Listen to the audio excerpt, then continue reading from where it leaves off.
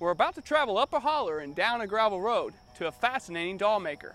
Her imaginary creatures come to life as she creates stories about each of her whimsical creations.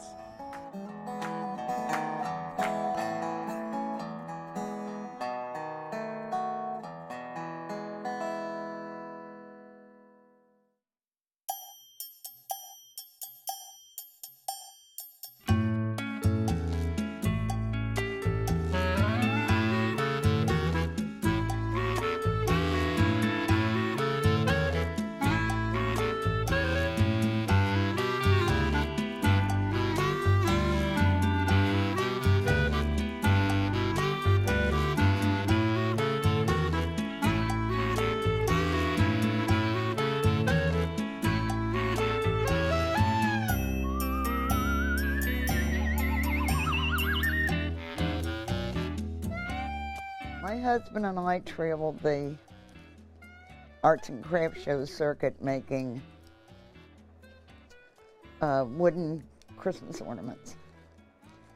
And right before he got sick, I had discovered bread dough, which was flour, salt, and water, and fell in love with it.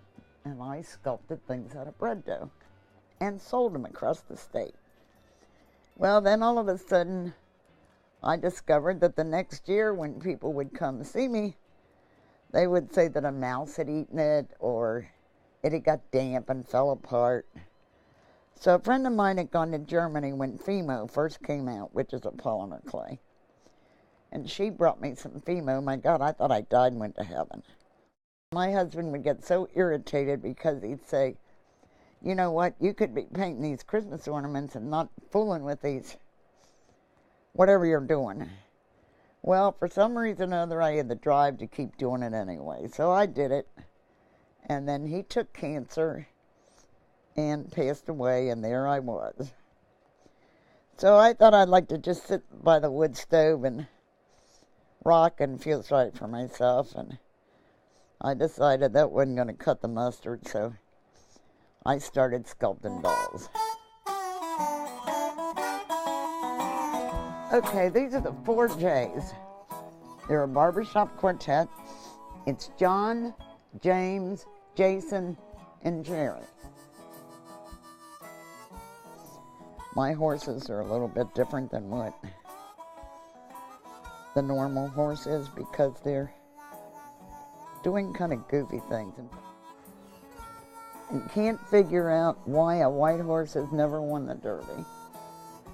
So he really thinks maybe a white horse never got to the track on time.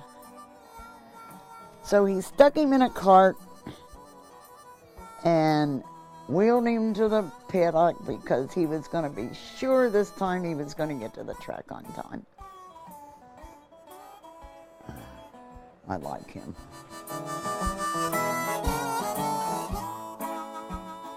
Everybody says, Nita, you're an artist. I said, I don't know. I don't consider that, but I'm getting so I can say it without choking on it anyway.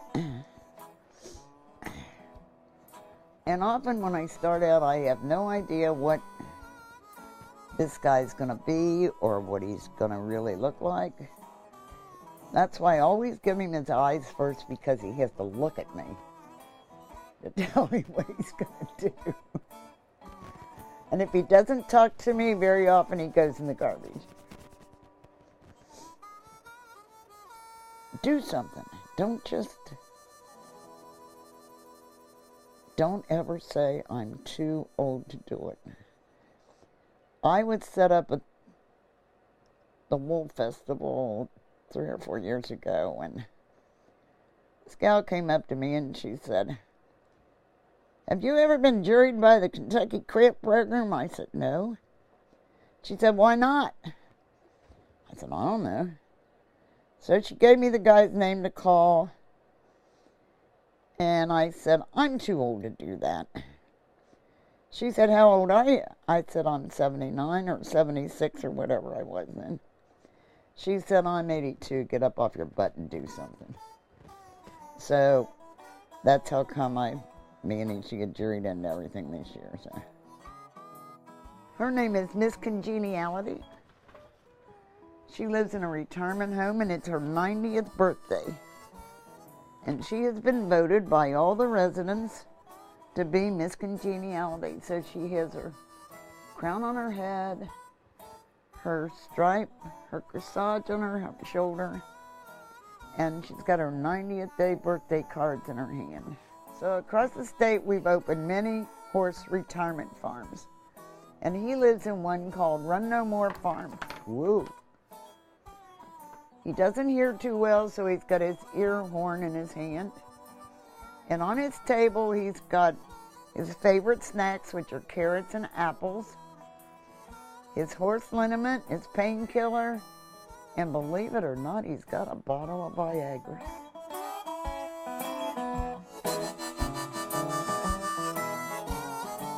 Well, the people in town say that I'm the strange woman that lives up the holler.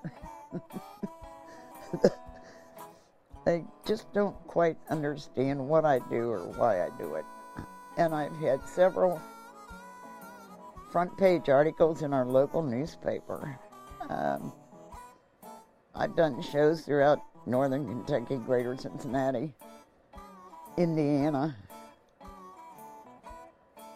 But how I want to be remembered, gosh, I don't know. Strange woman of the holler, I guess.